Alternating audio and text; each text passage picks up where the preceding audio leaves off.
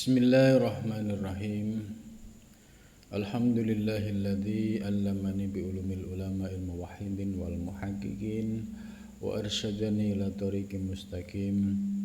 Wassalatu wassalamu ala sayyidil wujud wal arwah nabiyyina Muhammadin sallallahu alaihi wasallam alladzi jaa'a bisyari'ah wa tariqah wal haqiqah wal ma'rifah wa ala alihi wa sahbihi asma'in amma ba'du. Subhanaka la ilma lana illa ma 'allamtana innaka antal alimul hakim. La haula wa la quwata illa billahil aliyyil azim. Pembahasan malam ini sudah sampai terkait dengan tingkatan wujud. Wujud sudah dibahas sebelumnya, antara wujud yang disebut dengan wajibul wujud yang bersifat tanzih, maha suci, yang bersifat qadim. Sedangkan wujud lain disebut dengan jaizul wujud atau mumkinul wujud yang sifatnya tasbih dan baru. Nah, kemarin sudah dijelaskan juga jika seorang salik ingin memahami tentang wujud, maka objeknya adalah wujud yang mumkinul wujud atau jaizul wujud. Itu objek yang boleh dikaji oleh para salik sesuai dengan hadis Nabi, tafakkaru fi khalqillah wala tafakkaru fi dzatillah. Berfikirlah ya, tafakkaru fi khalqillah, berfikirlah tentang ciptaan Allah, yaitu mumkinul wujud, ya, alam semesta, diri kita. Wala tafakkaru fi dzatillah, tidak boleh berpikir tentang zat Allah. Ya, maka ahmak akan rusak kalau sampai berpikir tentang zat Allah. Maka kemarin mu'alif sudah mengingatkan, jangan sampai ya ada salik membahas tentang kunhidzat. Sebab terkait kunhidzat ini tidak ada seorang pun yang diberikan kasyaf ya, dan akal pun tidak mampu, bahkan imajinasi dan indrawi pun tidak mampu menangkapnya.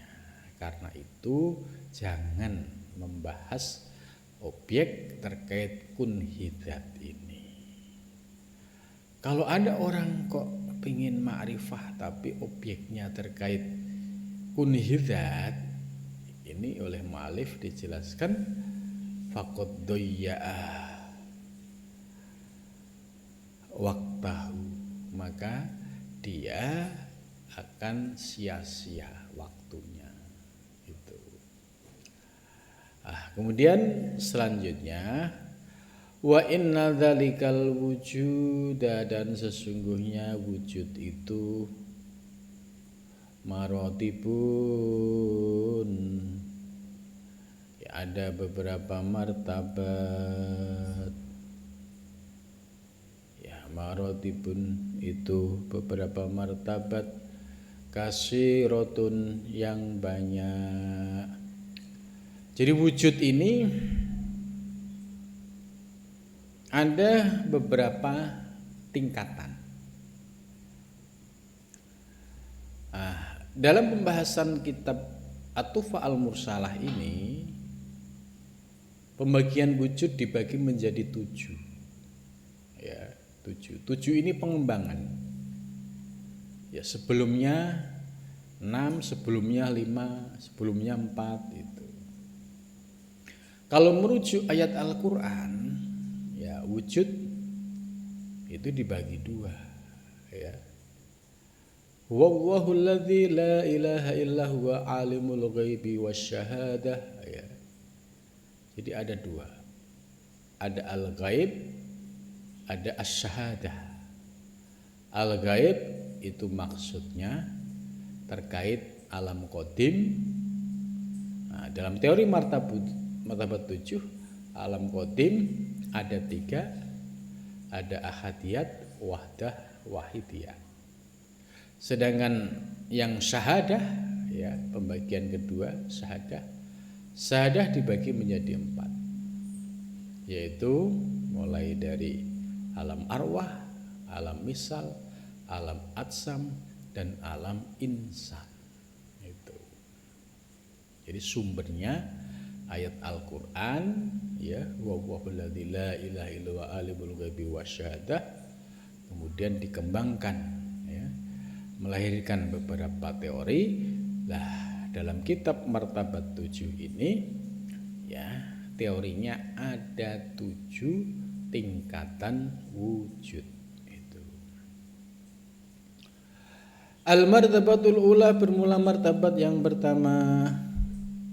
Martabatul la ta'ayun, itu martabat la ta'ayun. Nah, ini istilahnya beda-beda tipis, ya. Jadi martabat wujud ada 7. Yang pertama martabat la ta'ayun.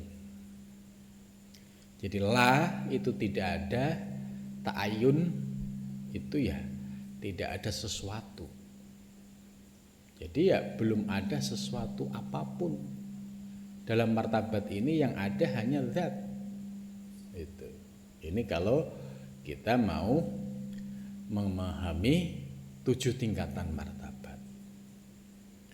Jadi la ta'ayun wal itlaq, dan disebut juga martabat itlaq mutlak, ya. Wa dzatul bahti, dan zat yang murni, ya.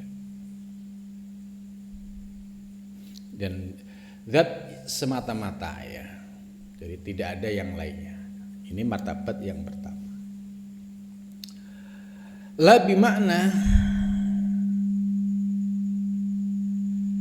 ya, tidak dengan makna inna qaidal itlaqi, ya, sesungguhnya pembatasan itlaq wa mafhum salbit ta'ayuni, dan pemahaman salbut ta'ayun itu sabitani, keduanya tetap fitil kal martabati, pada martabat tersebut.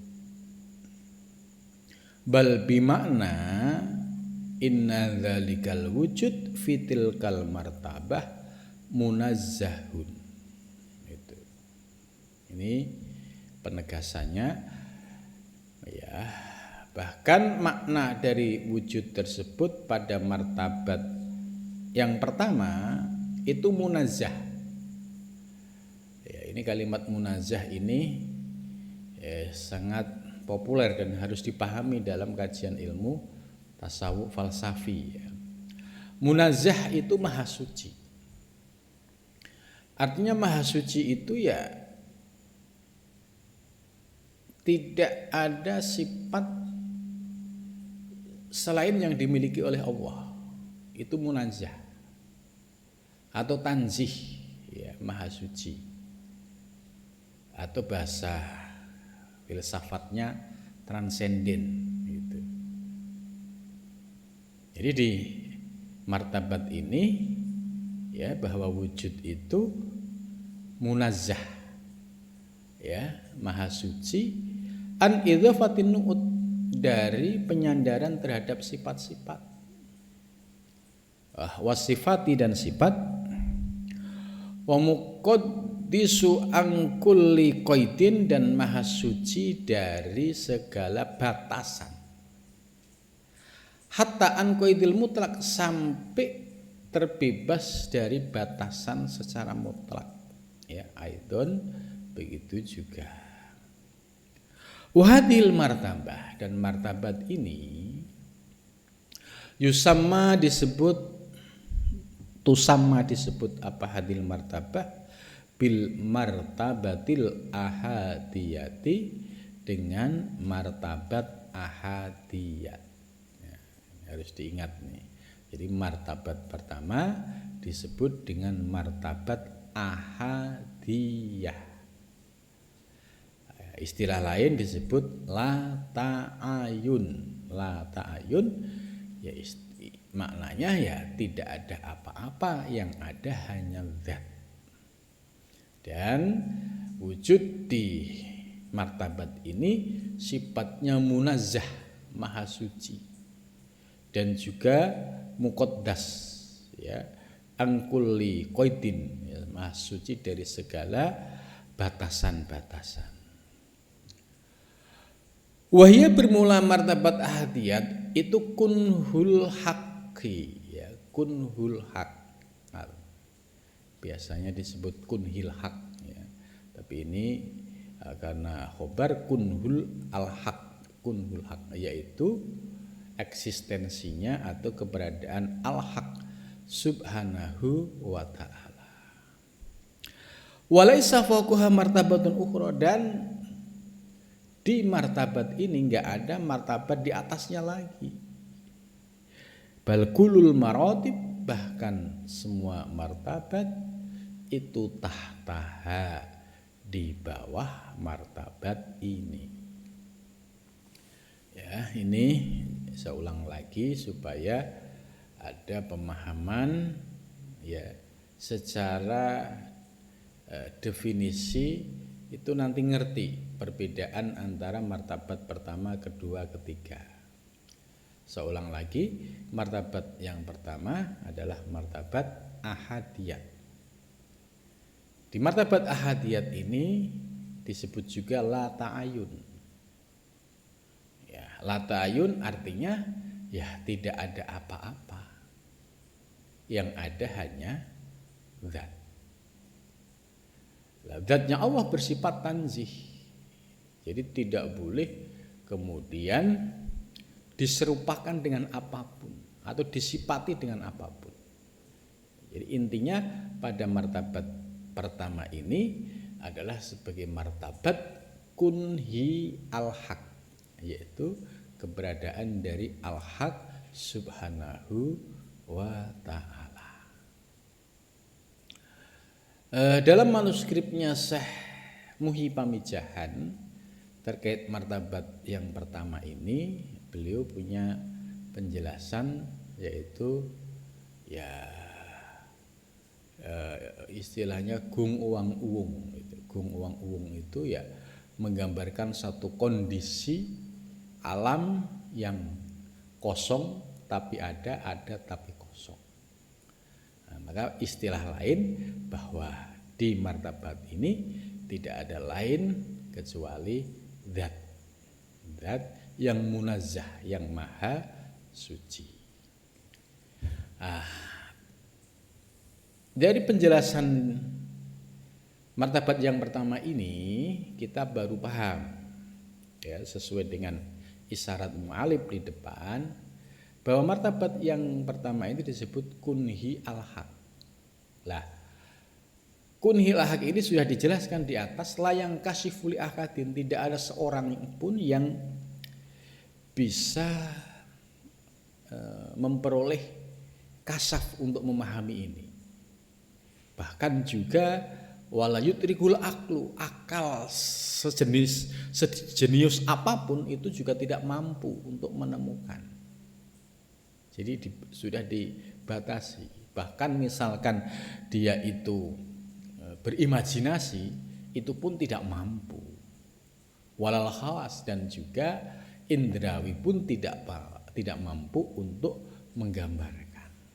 Karena itu kita berpegang pada hadis Nabi, tafakkaru fi khalqillah wala tafakkaru fi dzatillah. Maka kunhi al-haq ini adalah wilayah dzatillah, tidak boleh untuk dieksplor secara lebih jauh, ya cukup kita pahami secara teori dan batasannya, kemudian kita pahami tahapan-tahapan tajalli berikutnya. Sebab kalau diekspor kayak apa, ya, nanti akan rusak. Nah, kemudian selanjutnya, ya, wal martabatu asyaniyah, dan bermula martabat yang kedua. Jadi yang pertama ahadiyat, ya, beda istilahnya beda-beda tipis. Ahadiyat, wal martabatu asyaniyatu, dan bermula martabat yang kedua, martabatu ta'ayun ula, yaitu martabat ta'ayun al-ula, yang pertama. Kalau yang pertama tadi la ta'ayun, tidak ada apa-apa. Tapi kalau martabat kedua disebut ta'ayun ula atau ta'ayun awal. Maksud ta'ayun awal itu sudah mulai ada proses wujud, ya. Maka disebut ta'ayun awal. Ya, nanti setelah ta'ayun awal ada ta'ayun sani. Nah, maka kita pahami apa yang dimaksud dengan ta'ayun awal itu. Wahya, dan bermula ta'ayun awal, ibaratun an ilmihi ta'ala, itu ibarat dari ilmunya Allah subhanahu wa ta'ala, lidzatihi, bagi zatnya, wa sifati, dan sifatnya, wa jami'il mawjudati, dan semua yang maujud, ala wajhil ijmali, atas keadaan, atas sisi ijmal. Ijmal itu sifatnya global.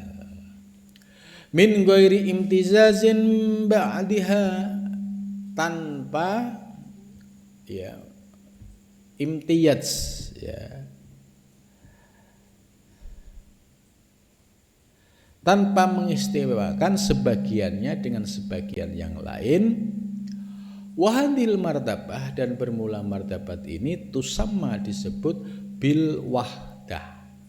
Jadi martabat yang kedua disebut wahdah atau disebut wal haqiqatul muhammadiyah, atau disebut hakikat Muhammad.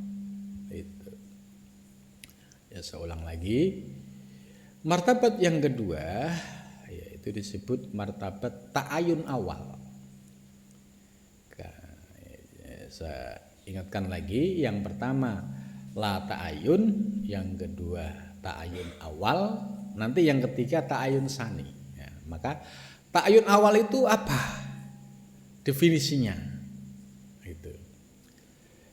Ta'ayun awal yaitu, ya, proses wujud yang sudah mulai terbentuk, tapi sifatnya masih ijmal. Ijmal itu global. Jadi kalau kita ibaratkan, ya, jadi ini sudah ada zat plus sifat. Jadi sudah berproses zat dan sifat. Kalau yang martabat pertama yang ada hanya zat, martabat yang kedua ini zat dan sifat. Nah, tapi sifatnya masih ijmal. Ijmal itu global. Yang dimaksud global ini kalau kita ibaratkan, ini ibarat supaya untuk memudahkan pemahaman kita, ya, terhadap teori ini, kemudian kita membuat sebuah analog. Jadi analognya begini. Saya ingin membuat masjid, ya. Ketika saya ingin membuat masjid, itu sudah tergambar, ya, rupa bentuk dari masjid itu. Ya, gambar yang ada dalam pikiran saya ini sifatnya masih ijmal, masih global. Nanti pada martabat berikutnya baru diurai secara tafsil, secara rinci. Contoh, ya, martabat yang kedua ini, ta'ayun awal ini, ya saya punya ide mau bikin masjid. Bentuknya, modelnya seperti ini. Itu dalam pikiran saya sudah ada. Tapi ini sifatnya ijmal, belum terurai secara rinci. Ya. Nah, terurai secara rinci nanti pada martabat yang ketiga. Pada martabat yang ketiga, ide saya ingin membuat masjid itu sudah diwujudkan dalam bentuk gambar secara teknis, ya, hitung-hitungan konstruksinya, besinya, kemudian materialnya, kemudian ornamennya, kemudian finishingnya, itu semua sudah rinci. Gitu. Lah ini nanti di martabat yang ketiga, hitungan-hitungan yang rinci. Nah, maka di martabat yang kedua itu baru ide.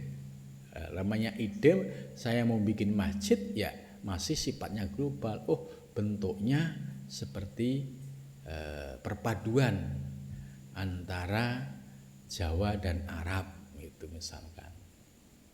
Nah, ini kan ide, tapi sifatnya masih ijmal.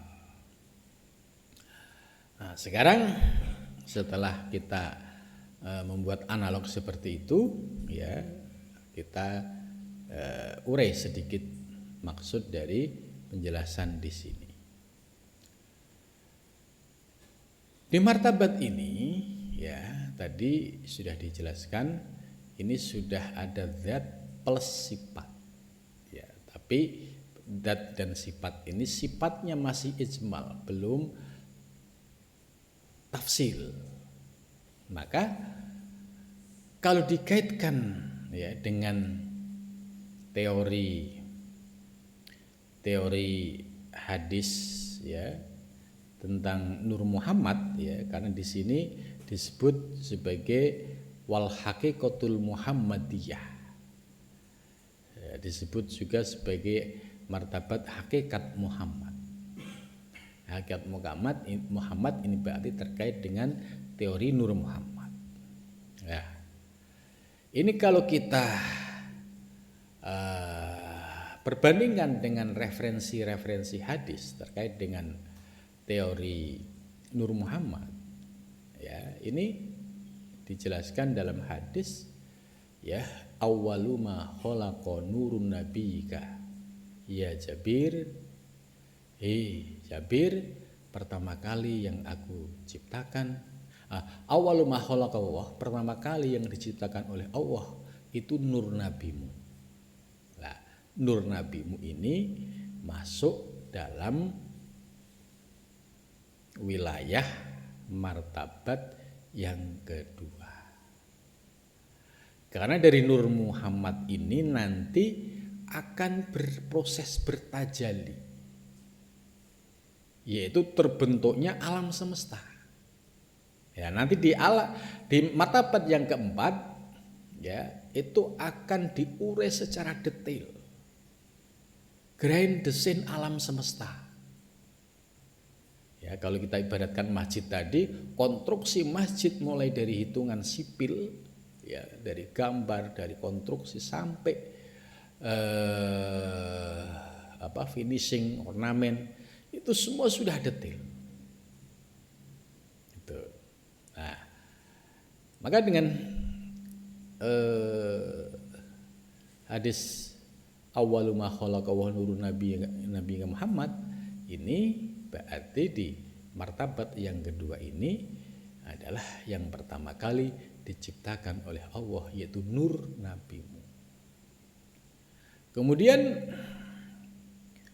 ya alam semesta diciptakan min nurihi. Ya, ini nanti di alam yang ketiga, proses penciptaan alam semesta itu dari Nur Muhammad. Wa anta min tilkal asya. Dirimu, hei Jabir, itu termasuk bagian dari asya itu, yaitu bagian dari penciptaan yang ada ya di alam yang ketiga itu. Lah, di alam yang ketiga ini ya, istilah yang populer di Al-Qur'an itu namanya Lauhil Mahfuz. Itu. Jadi istilah yang populer di Al-Qur'an menggunakan istilah Lauhil Mahfuz. Dan ulama sufi yang menggunakan istilah Lauhil Mahfuz ini salah satu yang saya baca adalah Syekh Muhyi Pamijahan. Beliau dalam manuskripnya membahasakan martabat yang ketiga ya, yang sudah ada desain secara rinci ya tentang proses kejadian wujud yang akan terjadi di alam semesta ya, itu ada di alam yang ketiga itu. Nah, maka kita mulai bisa sedikit ya, terbuka pemahaman kita bagian yang kedua, yaitu bagian yang disebut dengan martabat ta'ayun awal ya. Ta'ayun awal itu yaitu keberadaan zat dan sifat, tapi sifatnya masih ijmal, masih global, belum terperinci. Dan istilah lain ini disebut hakikat Muhammad, atau istilah lain disebut Nur Muhammad. Gitu. Dari martabat yang kedua turun yang ketiga. Jadi nyambung. Wal martabatu as-salisatu, dan bermula martabat yang nomor 3, martabatu ta'ayun, yaitu martabat ta'ayun asani yang kedua. Jadi yang martabat kedua disebut ta'ayun awal, yang ketiga disebut ta'ayun sani, yaitu proses kejadian wujud ya, fase kedua. Fase kedua tentu kelanjutan dari fase sebelumnya. Kalau sebelumnya ijmal, maka di fase yang berikutnya ini tafsil, yaitu terperinci. Wahya ibaratun an ilmihi ta'ala, yaitu ibarat dari ilmunya Allah Subhanahu wa ta'ala li dzatihi, bagi zatnya. Ini sudah ada zatnya, wa sifatihi, dan sifatnya. Wa jam'il mawjudat, dan semua wujud. Nah, ini sudah mulai terperinci. Kalau yang di atas kan hanya zat sifat. Ya. Wa jam'il mawjudat, tapi ala wajhil ijmal, atas yang bersifat global. Tapi yang martabat yang ketiga ala thoriqit tafsil, atas jalan terperinci ya. Wa imtijazi ba'diha, dan ya, pemilahan sebagian an ba'din dari yang lain, maksudnya sudah terperinci secara detail. Wahadil martabah, dan bermula martabat itu sama disebut bil wahidiyah, disebut dengan wahidiyah. Wal hakikatul insaniyah, dan disebut juga istilah lain hakikat insaniyah.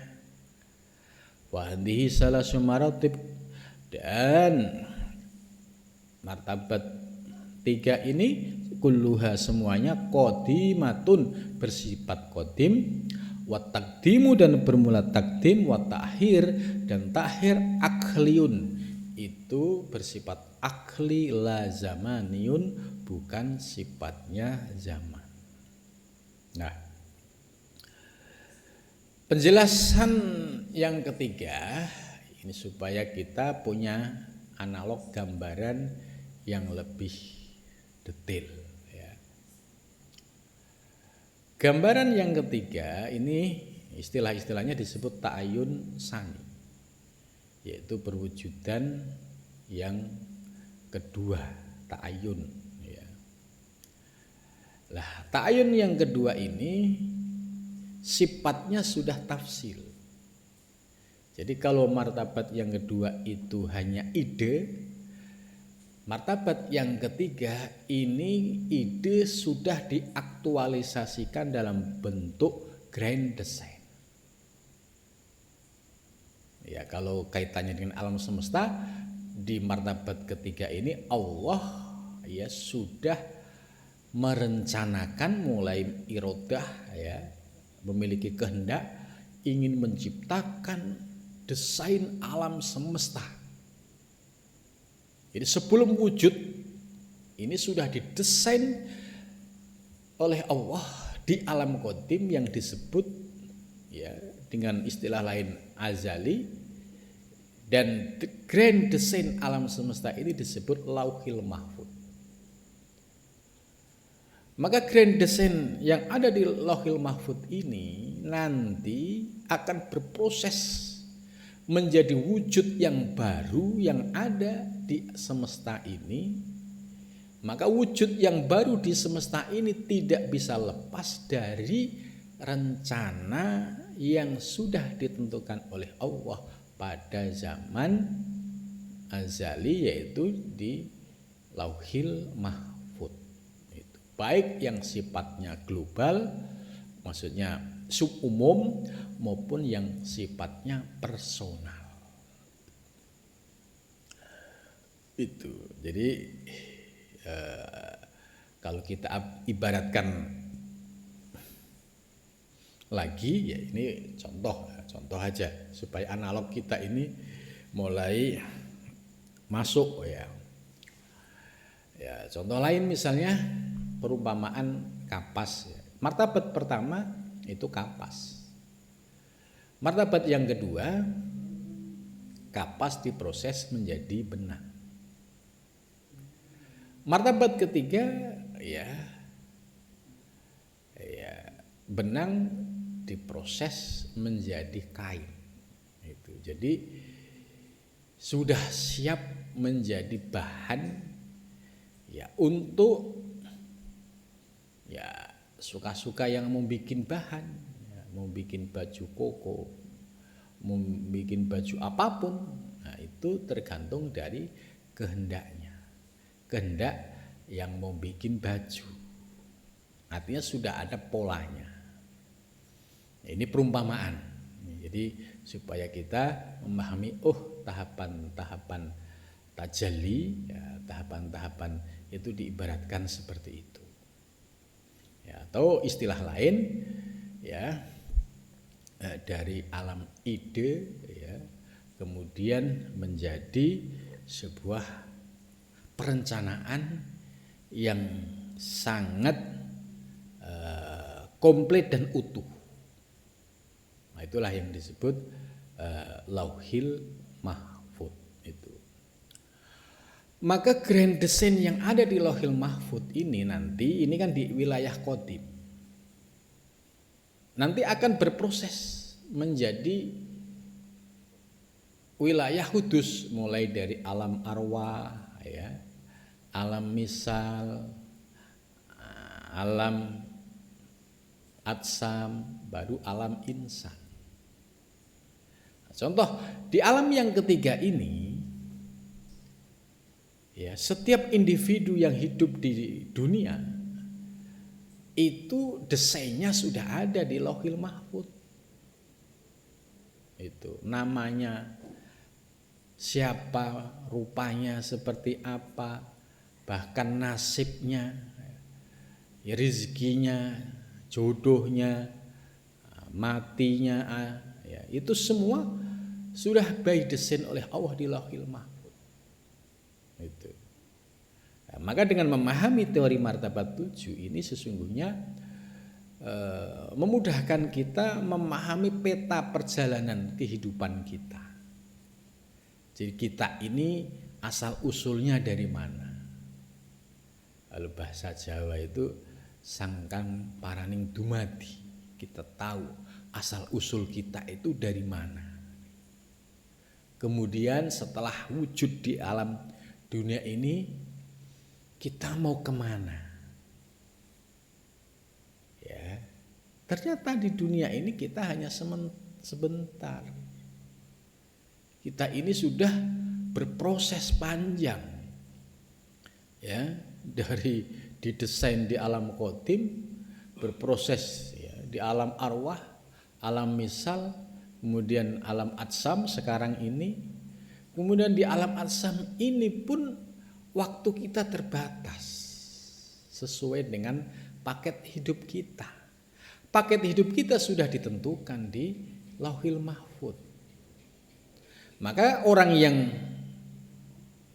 ya beruntung ya adalah orang yang hidup di alam atsam, kemudian dia bisa mempersiapkan diri untuk balik ya di alam barzah. Ini alamnya metafisik lagi ya, non fisik. Kalau sekarang kan kita hidup di alam atsam, itu alam fisik. Nah, nanti kalau sudah ruh kita meninggalkan jasad kita, jadi jasad kita itu dikembalikan ke asal usulnya, ya dikebumikan, dikubur, maka yang melanjutkan kehidupan tahap berikutnya itu adalah jasad barzahi, melanjutkan kehidupan di alam barzah, dan ini sifatnya metafisik lagi. Maka kehidupan yang sementara di dunia ini kalau tidak digunakan dengan sebaik-baiknya, maka dia akan menyesal. Karena hidup di dunia yang sebentar ini berpengaruh pada keberlangsungan hidup di akhirat kelak. Apakah hidup di dunia ini digunakan untuk mencari bekal di akhirat, atau hidup di dunia ini digunakan hanya untuk poya-poya, ya, seolah-olah hidup di dunia ini selamanya, padahal hidup di dunia ini sementara. Itu. Maka orang-orang yang beruntung yaitu orang yang sudah memiliki titik balik kesadaran. Titik balik kesadaran itu ya dengan cara Allah ya dipanggil untuk kembali menuju Allah, ya, dipertemukan dengan seorang guru, dipertemukan dengan seorang mursyid, supaya apa? Supaya memahami ilmu yang berkaitan tentang ya jalan kembali menuju Allah Subhanahu wa ta'ala. Sebab dulu kita sudah ma'rifah ketika di alam arwah. Ketika lahir di dunia kita dalam keadaan fitrah suci. Kemudian kita menjadi gelap gulita. Karena apa? Karena dosa-dosa kita yang tidak pernah ditaubati, ibarat baju putih berubah menjadi hitam. Nah, kemudian hitamnya baju ini tidak disadari ya bahwa ini dulunya putih bersih. Maka bagi para salik yang sudah menemukan titik balik, dia bertaubat ya di hadapan seorang mursyid, bersungguh-sungguh menyucikan bajunya dengan riyadhah mujahadah, dengan zikir istiqomah, dan ini perlu waktu bertahun-tahun, tidak instan. Maka kalau ada orang menawarkan program instan, nah ini ya tidak seperti itu, karena ini perlu pergulatan dan dinamika lahir batin dalam kembali menuju Allah Subhanahu wa ta'ala. Jadi malam ini kita sudah memiliki gambaran tentang 3 alam qadim ya. Kalau cari dasar ayatnya yaitu huwallahul ladzi la ilaha illa huwa alimul ghaibi wasyahadah. Ada 2 alam al-gaib itu yaitu alam qadim yang 3 yaitu ahadiyat, wahdat, wahidiyah. Nah, selanjutnya syahadah akan dibahas yang akan datang. Syahadah itu meliputi alam arwah, alam misal, alam arsan, dan alam insan. dari peta ini ya, pemahaman ini kita akan tahu peta perjalanan kita dari ya tidak ada menjadi ada, nanti akan kembali lagi kita ke alam barzah, alam metafisik dan seterusnya. Mudah-mudahan dengan penjelasan ini bisa menjadi bekal kita dalam memahami perjalanan menuju Allah Subhanahu wa taala. Terima kasih, mudah-mudahan manfaat. Wallahul muwaffiq ila thoriq. Assalamualaikum warahmatullahi wabarakatuh.